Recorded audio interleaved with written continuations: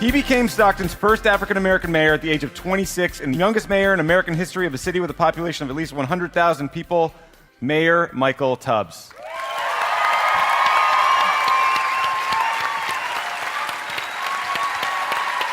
Hey, thanks so much for being here. Mr. Mayor, thank you. Appreciate it. We'll put you right there. Thank you so much for being here. I'm so excited to meet you, and also intimidated because I'm so much older than you. So, you're from Stockton. You were born and raised in Stockton, and now you're the mayor of Stockton. That's a place that has... Give it up for Stockton. So I secretly packed the audience with Stocktonians just for this segment. I know. You really brought them in. We got to have an ID law or something. So one of the things about Stockton that's really interesting is that, you had a difficult upbringing, and Stockton has a difficult past, but you never gave up on it, and you've kind of committed to your life to making it better. What advice would you give to people who are tempted to say, fuck it, I'm out? What advice would you give them to get them to stay involved and not give up? 7 years ago, one of my cousins was murdered when we had a spike in homicides. Grew up in some of Stockton's most troubled neighborhoods, and my father's been incarcerated for most of my life. So a lot of the issues we talk about and see impacts at the federal and local level are issues that I feel viscerally. So for me, I tell people it was almost an act of survival, that I felt like I had to be at the policy-making table and had to be in the room where it happens to make sure things were done, especially for people who never have access to those rooms. But you could have left, and people do leave, and you didn't. So why not? So I think watching that segment actually solidified it for me. It was because of Lou Dobbs. No, it's this idea that oftentimes you think folks who are making decisions are so much smarter or more informed, but it's generally the opposite. I could be in the grocery store and have a great conversation with someone about policy, and then in the actual room where the policy is made, not have the same quality of conversation. So I think for me, it was first understanding that I had something to offer. Secondly, understanding that it's difficult work, and it's more of an art than a science, and a lot of people don't know what they're doing. So long as you do no harm, it's probably iteratively better than the status quo. Yeah. And then I think, number three, there's just real human impact. So if you're not personally impacted, there's people your kids play soccer with, or the people who are your Uber drivers, or people who are preparing your food, or people who you go to church with who are really impacted by said policy. So maybe I'm just a crazy, empathetic person, but I really feel like, okay, we have to fix something because everyone has inherent dignity, value, and worth. And I think oftentimes we want to discuss choices people make. And I can't control the choices people make, but I'm very interested in figuring out how do we change the environment in which people make choices. Because I think most people will make good choices in good environments.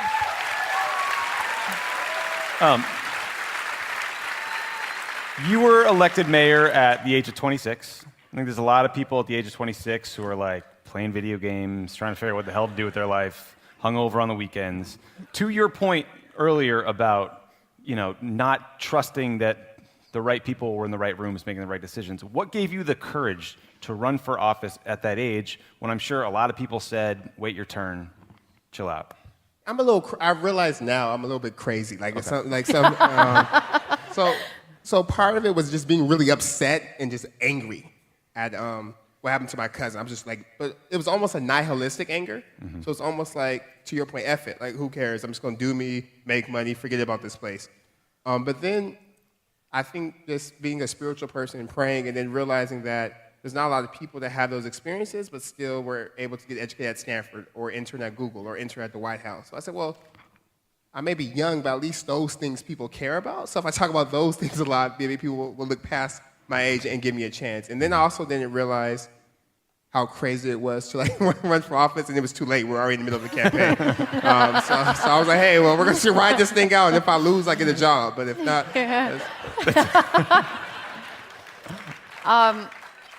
So one of the things that's most interesting about there's a lot of interesting things about your political biography, but one of the things that's really interesting is the fact that Jeff Sessions has specifically targeted you in your city. On a scale of 1 to 10, how awesome does that feel? Well, let me tell you the backstory. So it was my birthday weekend. It was also, it was a weekend, so I had the day off. So I was like having a little bachelor celebration with my best men because wasn't going to get married next Saturday. Yeah. Literally next Saturday. This guy's getting married next Saturday. So I'm like on a plane, and I didn't pay for Wi-Fi on purpose. And I land, like my phone is blowing up. Like there's reporters calling, and the police chief's like calling me, and the team manager's like calling me. I'm like, I can't even have a birthday. So then I'm checking. I'm like, so I called the chief. I'm like, Jeff Sessions, really? So I think it feels really awesome. I think for the city because Stockton is so incredibly diverse. Where 33% and just to pause for a second, in case people don't know, Jeff Sessions specifically singled out Stockton as a sanctuary city and wanted to compel you as the mayor to target inmates who were not here legally. And it goes back to that segment because a Google search will tell you the county operates our jail and the sheriff is a different elective not named mayor. But that doesn't matter. Anybody who pronounces the H in what doesn't know how to use Google. But it felt like almost a moment of reckoning as well because the city, I know we have problems like most communities with crime. So they get a letter from the Department of Justice saying that federal funding may be on the line. Required some thoughtfulness about how do we respond, but then like our demographics make it 1/3 of our city is foreign born. The other third have parents who are foreign born. You know, so like we're a city of immigrants, so it would be just bad policing, bad policy, and not enough resources to do what the AG was asking us to do. So I felt compelled to be very, very, very, very, very clear to our community first that that's not what we do. We're not immigration enforcement officials. We're local law enforcement. And for Stockton to be safe, we need everyone to feel like the cops are on their team in terms of making the community safe and not out to target them. Mr. Mayor, the Stockton government is one of the first in the country to pilot a universal basic income program. That is a concept that I think you're starting to hear about more and more, or hear discussed more and more, but you're not seeing people do more and more. Tell us about it. Why'd you decide to do it? How's it going? I told you I'm a little bit crazy, right? So I was a theme. My staff, because poverty, 25% of the city lives in poverty. So I said, well, what can cities do around poverty? So I told my staff, I said, find me the craziest ideas. And one of them was basic income. And at first I was like, ooh, it's tough. I said, well, let's put this on the back burner now. We'll read about it and we'll see. And then around the same time, I was in a conference with the Economic Security Project. And they were talking about the work they were doing. They wanted to partner with the city to test the basic income. And I said, well, we have a task force working on that. And we kind of did. We had people researching. I had a memo on my Bible. And I think for me, I remember in college reading Where Do We Go From Here by Dr. King. And he talked about either a basic income or a universal jobs program, but something to really provide an economic floor for folks. And then doing research and finding that this idea is not even that new, that Thomas Paine was talking about this in like Agrarian Revolution in like the late 1700s. T-Pain? T-Pain. Nice. And then in talking to our community, we would get calls every day for people who had jobs, were working, but couldn't afford rent. Because we're also part of the fastest rising rent market in the country, along with Sacramento. And again, this whole conversation around Occupy and 1%, the fact that wages haven't increased or kept up with inflation, but all costs have, it was like we have to do something. And again, given that there was a lot of attention on Stockton, given our demographics, I felt that a basic income pilot in Stockton would be one that's more true to what America looks like, because Stockton is 12% African American, 35% Hispanic, 20% Asian, 35% white. So everyone would have a piece of that. And I thought, and also because it's a pilot, it's not necessarily taxpayer dollars first. So that took the risk for us. Well, it's their money. Let's pilot it. Let's tell a story. And let's have a conversation about what do people deserve. And let's have the nation, with the gubernatorial elections coming up and the presidential election in 2020, let's have Stockton as part of that conversation, especially around how do we provide people just basic economic security. So really, really excited about it. I did not expect people to be upset. I was shocked. I said, it's free money. Like, who's upset with that? But why? People are really mad. So hopefully they get picked, so they'll be happy. The same people who like the tax bill, I guess, would be mad about exactly. Last question for you. I'm going to abuse my privilege as a Pod Save America host. You're getting married, you leave Saturday?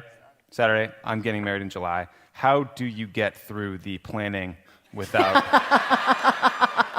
getting to a situation where you are mad at each other? Oh man, I'm not great at this, but I have lessons to teach you. Please. I'm listening. So I would say the first one is just understand it's about the union, but the wedding is fundamentally not about you. Your preferences, like it's just you get the bachelor weekend, you get the day before with your friends. That's it. And then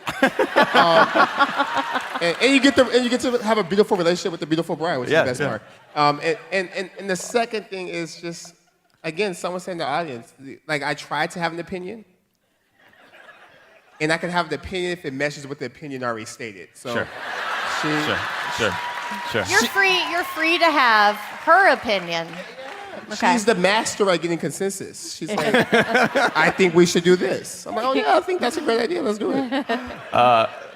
Hannah, I love you. I'll take all that advice. Mayor Tubbs, thank you so much for being here. Thanks for the great work you're doing. Thank you so Give much. it up, Mayor Tubbs.